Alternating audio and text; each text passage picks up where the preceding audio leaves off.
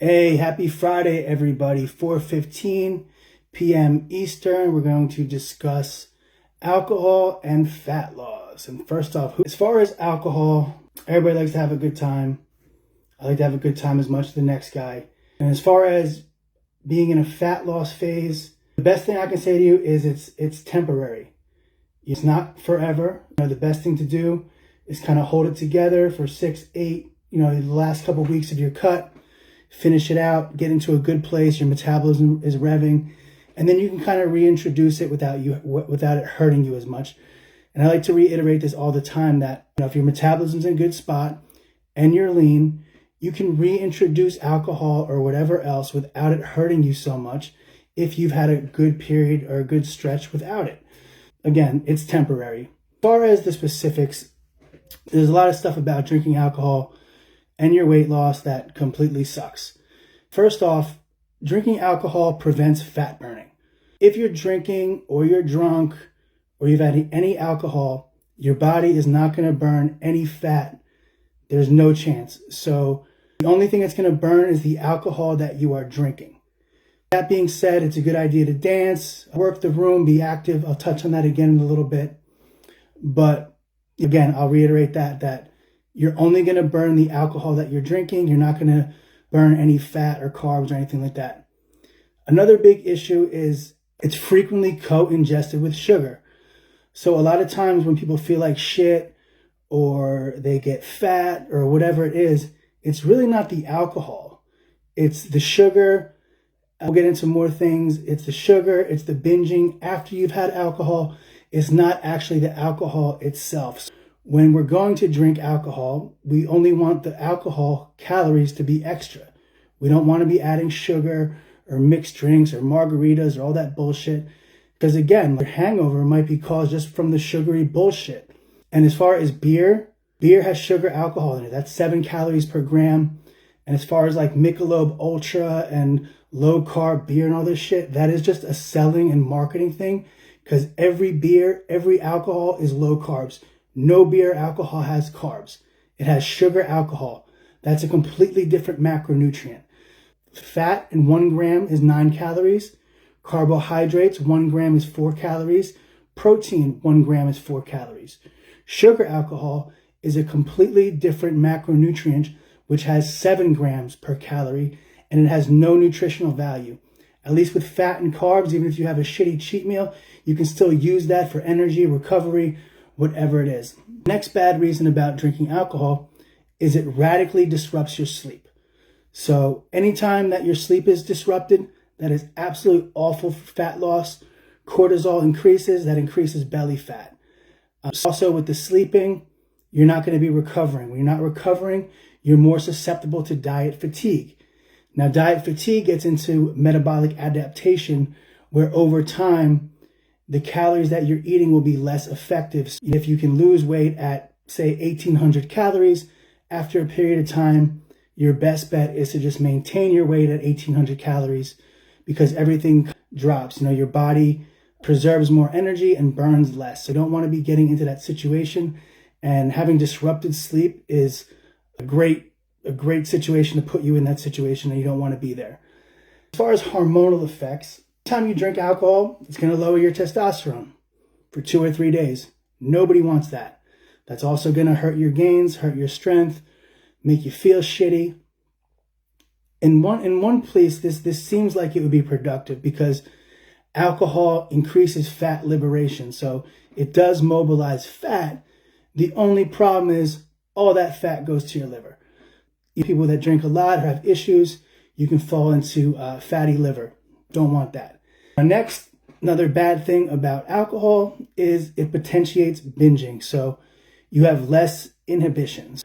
You get done drinking, you go to fucking Taco Bell and throw down a bunch of burritos or whatever. So oftentimes when people are like, oh, I drink too much, that's making me fat. But the alcohol itself isn't what's making you fat. It's the sugar and the bullshit in the alcohol. It's your hormones getting fucked up. And then it's your inhibitions being lowered and you overeating during that period of time. And you might forget or think less of it. But, 1,500, 2,000 calories when you're drunk, you probably think that doesn't count, but best believe that counts. So on top of that, everything interferes with your recovery, your sleep. So as far as getting into the next day, it's going to be a little harder to train. It's going to suck a little more than it already does. If you can train, there's a good chance you'll get less NEAT, which is non-exercise thermogenesis, which is just your day-to-day walking around, burning calories, doing shit. But if you just got trashed and you're waking up at 2 p.m., you just lost like 6-8 hours of movement that can add up and help you. So like if you're getting drunk pretty often, those days you're probably not going to be that active the next day. And then overall and over time, that's going to reduce your calorie burning. So on the other end of this is, well, I'd still like to drink. Don't we all, right?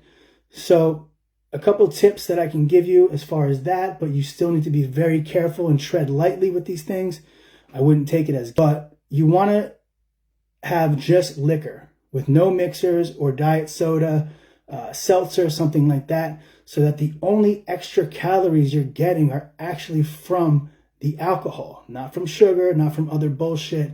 And then you got to watch what you eat after. So here's the one that we got to be really careful about. This one's hard to kind of convey to people, but you want to drink on an empty-er stomach. I'm not going to say empty stomach. We don't want anybody getting their stomach pumped. But you want to have as few drinks as you can to get the job done. You want the most bang for buck. So usually I say, like, I'm in it for sport. You take a couple shots, you're done. So as far as like the hierarchy of drinking, we have like the high end of like feeling it to tipsy, and then the back end of like blackout and going to the hospital. So that's down here, the tipsy. We want to sit somewhere in the middle where we're like in the mix. So we're feeling good, we're talkative, we're still cognitive, we're not being an asshole. We can still talk to girls or whatever the hell your objective is. And then you're still cognitive enough to make better decisions. So you don't want to really get trashed. So if you stay in like in the mix, decent zone of, having a decent buzz, but not getting trashed, that's where you want to be. Now, as far as also helping yourself when you're drinking, you want to be active. So if you have the opportunity to dance, MFer, you better dance. Because if you dance, you're going to burn off this alcohol and not sit on it.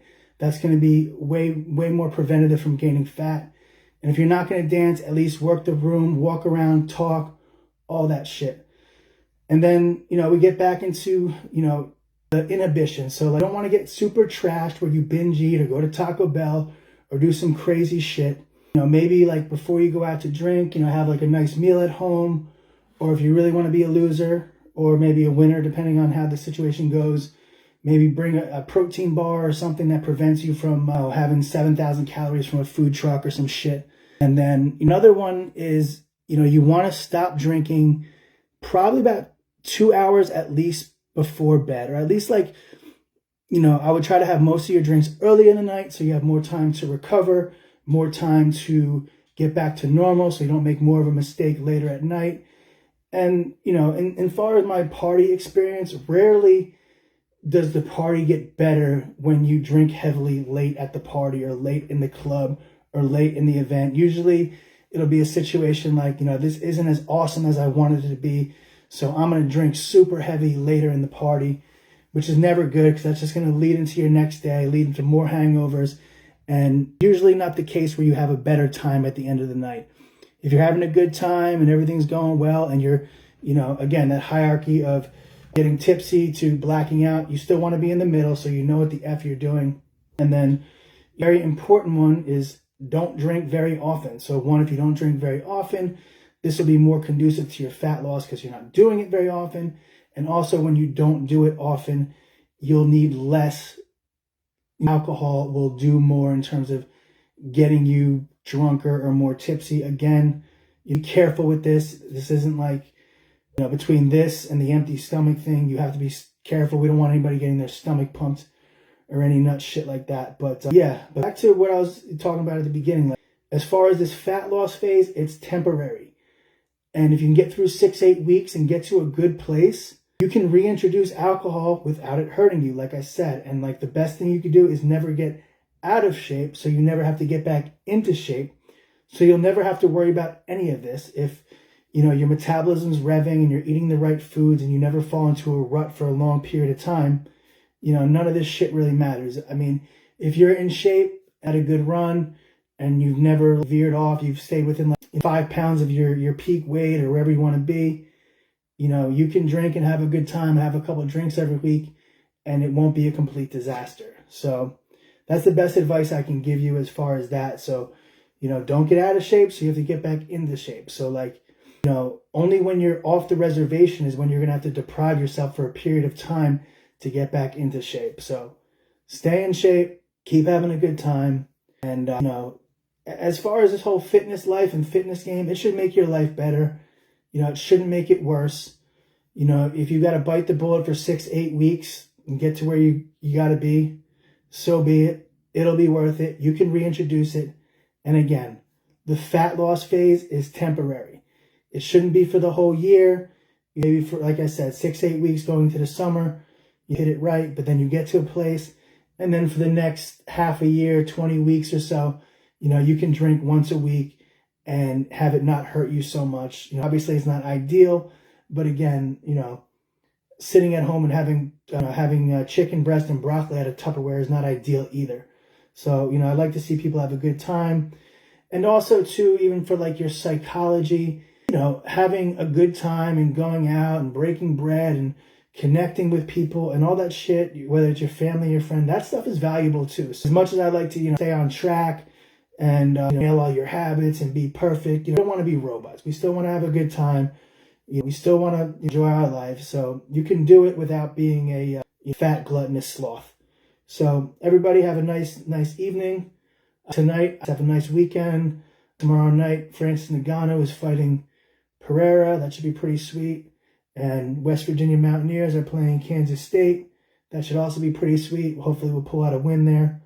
And of course the Yankees will be ready to pull out some wins. They'd like to see a Subway Series, but we'll see how it goes. And other than that, have a nice weekend, everybody. And enjoy yourself. Again, depending on where you are, be smart about your drinking. Be aware of your food. Just because you fuck up doesn't mean you got to throw everything out. If you have a couple of drinks, it doesn't mean you have to go to Taco Bell. You can have a couple of drinks, go home, have a good meal, have a good night's sleep, return back to your normal schedule, and keep living your life without being a robot, without being a loser. Again, enjoy yourself. You have to find this balance. I like to work out as much as the next guy. I like to have a good time as much as the next guy. But you have to find the balance. And usually you should be able to pick your spots. And, if something's going to be awesome, okay, go out and drink, have a good time. But if it's not going to be that awesome, or you're alone, or it's something small, or it's going to suck, or if you're a dude and not that many chicks are going to be there and you're single, you can sit that one out. You want to strike when the iron's hot, have a great time, live your life. Again, don't want to be eating out of Tupperware every Saturday night, but also don't want to be a goddamn alcoholic. So again, everybody have a nice weekend and enjoy yourself. I'll see you guys soon.